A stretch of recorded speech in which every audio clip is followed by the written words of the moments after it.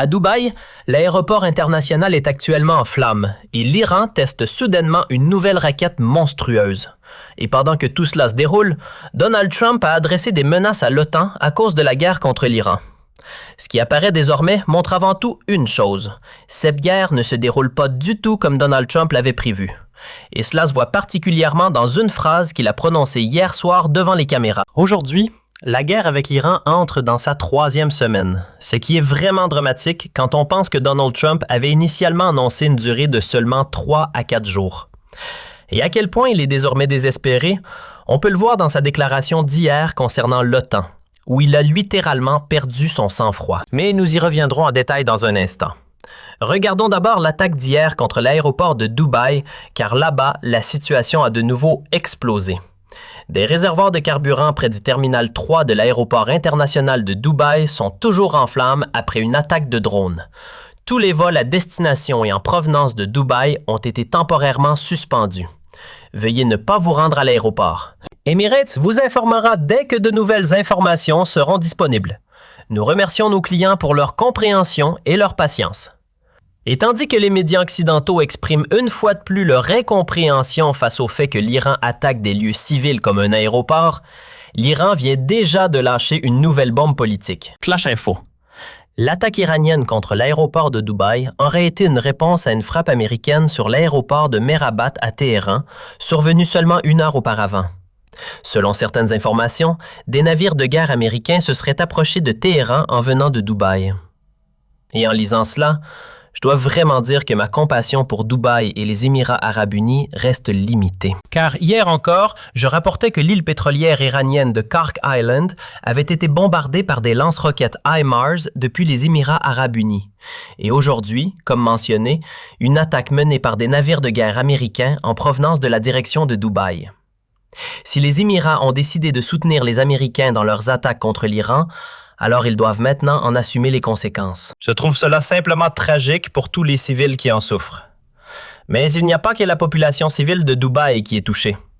On peut voir ici une carte indiquant tous les blessés et morts recensés dans les pays impliqués dans ce conflit.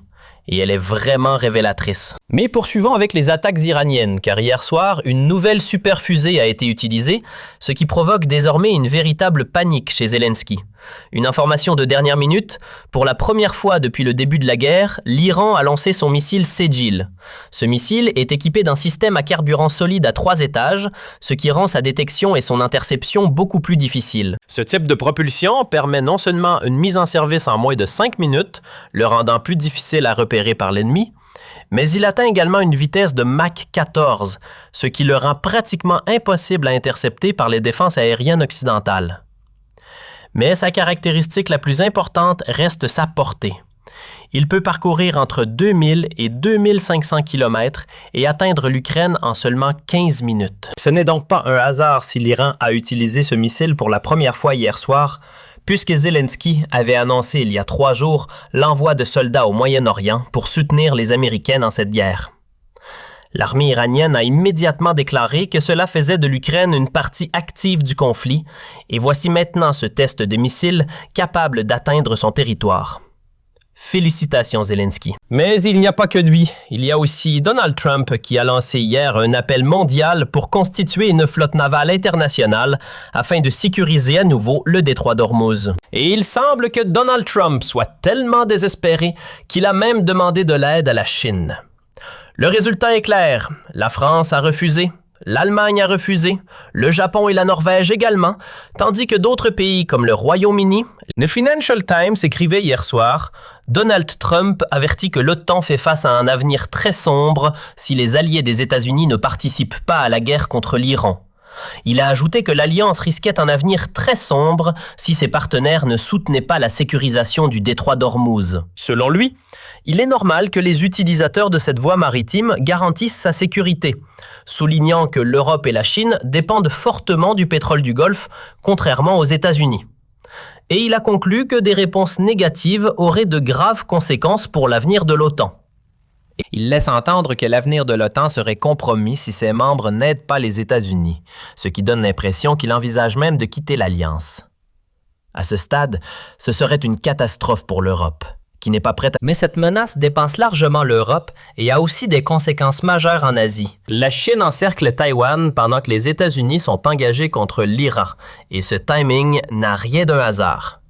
Hier, l'armée taïwanaise a détecté 26 avions de combat chinois et 7 navires militaires tournant simultanément autour de l'île.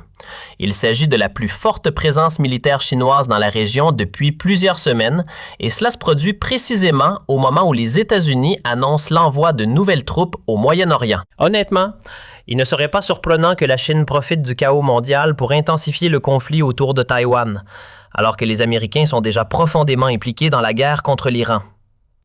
Il faut bien se rendre compte qu'ils ont même déplacé leur système de défense patriote depuis la Corée du Sud vers le Moyen-Orient pour renforcer les capacités de défense d'Israël et des États-Unis. Et si la situation dégénère également à Taïwan, alors les 3 grandes puissances mondiales, les États-Unis, la Russie et la Chine, pourraient se retrouver simultanément engagées dans des conflits. Et en coulisses, ces guerres sont évidemment liées. Alors parlons franchement. L'Iran lance ses nouvelles super-armes. L'aéroport de Dubaï est frappé et Donald Trump menace désormais ses alliés de l'OTAN. Tout cela montre à quel point la situation est en train de s'intensifier. La grande question est donc la suivante. L'Europe sera-t-elle entraînée dans cette guerre ou l'OTAN se retournera-t-elle contre Donald Trump? Et vous, qu'en pensez-vous? L'Allemagne devrait-elle s'impliquer et soutenir les États-Unis, oui ou non? Donnez votre avis en commentaire et laissez un like si vous souhaitez rester informé.